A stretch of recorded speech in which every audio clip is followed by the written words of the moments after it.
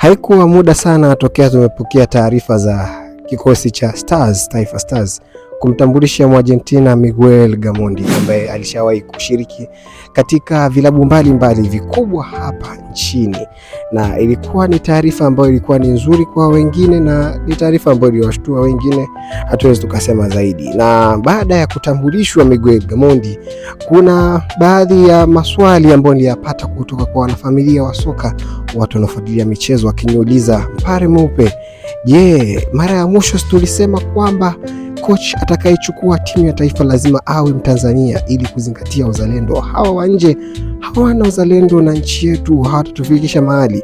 Sikuweza kuwa na majibu sahihi kwa watu hawa kwa sababu yalikuwa ni maswali ambayo yalikuwa yananitatiza mwenyewe kichwani kwangu, lakini kwa kutumia akili yangu thabiti ambayo sijashinikizwa na hisia, niliamua nikae kimya na niache muda uamue, muda uweke nafasi kwa coach Miguel Gamondi. Ndio, ni coach ambaye ni mzuri, hawezi ukaongelea mabaya juu yake kwa jinsi ambavyo amezisaidia klabu zetu hapa za Tanzania. Ukiongelea Dar es Salaam Africa na sasa hivi yuko Singida Black Stars, amewasaidia, wamefuzu katika hatua ya makundi kwenye kombe la shirikisho. So tunaweza tukaona dira nzuri kwa Taifa Stars, lakini hatuwezi tukasema maneno mengi.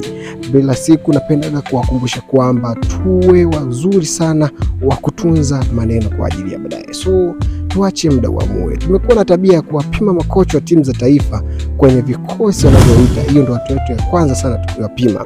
Tumeona kikosi ambacho amekiita Miguel Gamondi kwenye mechi ya kirafiki ambayo itaenda kuchezwa hivi karibuni. Je, kuna mabadiliko makubwa sana ambayo umeobserve kama mwanamichezo au kuna vinginevyo? Hilo na kuachia wewe uweze ukali evaluate, lakini kwangu mimi, kwa kutumia fikra zangu na sio hisia, nimeamua niache muda uweze kuamua swala hili. Bwana, hizi sio porojo, lakini ni fact muhimu za mpira. Uko nami Mpare Mweupe.